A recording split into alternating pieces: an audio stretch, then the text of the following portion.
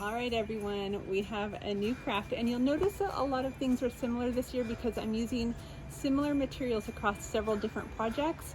It's more cost effective, and hopefully you can get a lot of mileage if you buy everything in bulk like I do. So today we're gonna make this little Christmas village.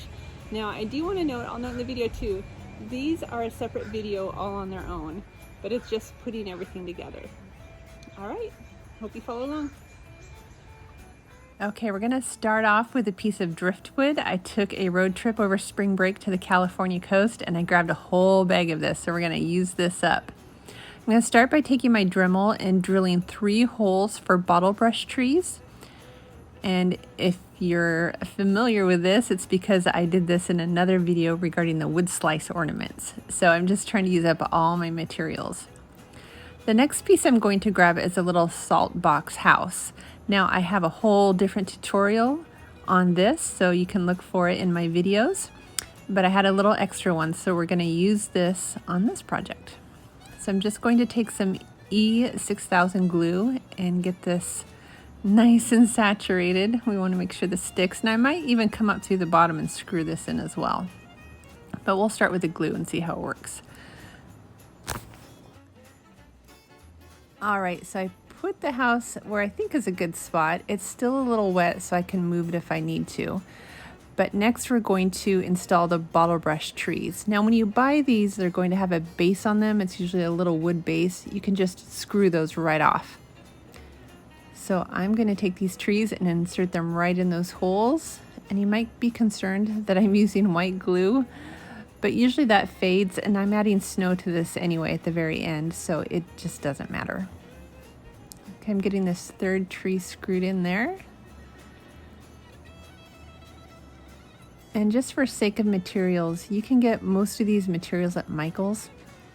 These little deer, I've seen them at Michael's, but they're a little expensive for just one, so you might want to order them in bulk on Amazon.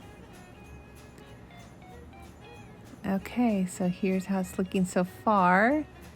And then I look at it straight on to see if I have any holes, and I think I need another tree to the left of that house.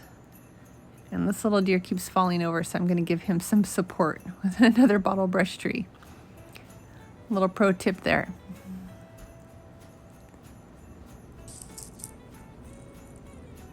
Okay, so I'm just kind of eyeballing this. You can just keep filling these in. So I'm going to come down with another hole, and we'll get that inserted.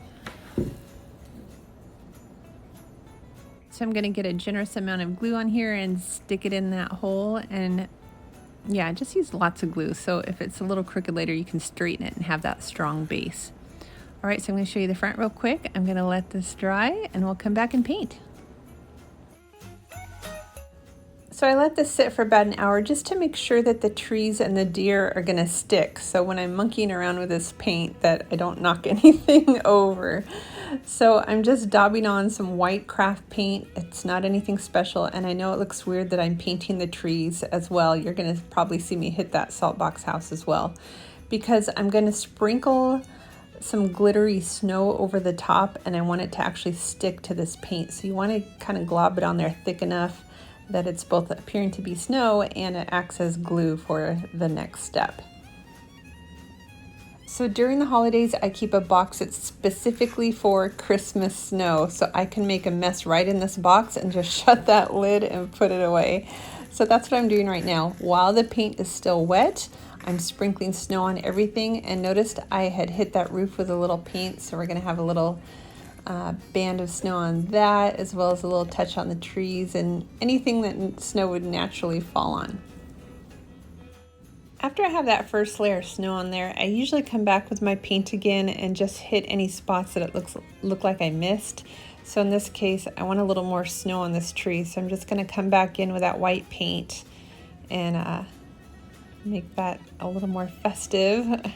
Put some more snow on there, and then I'm just going to let this sit for a little while, and then I'll shake it off and we'll have the end result. So I let this sit for a little bit, but now it's time to shake this off and wrap this project up.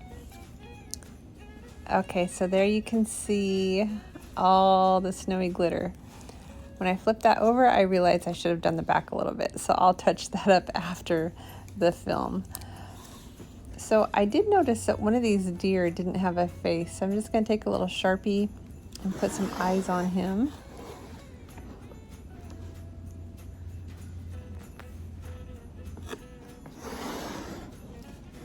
I think he's just missing a little something still, so I'm going to grab my red paint and put a nose on him. I don't know what the deal is, but sometimes when you get these little guys in the mail, some have faces and some don't, so I just improvise. Just a simple little face on him will do. Maybe this guy too. All right, I think this is looking pretty good, so I'm just going to let it dry for a little bit.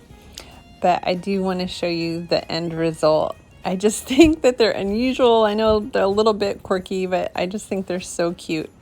So I did have a bunch of small pieces of driftwood left over, not big enough to put a house on, but certainly to get some cute trees and deer on. So this could be an alternative if you didn't want to do the houses that are shown in a different video. So I hope you enjoyed this. If you did, please like, share with your friends, and I hope you have a fabulous holiday season, and I'll see you next time.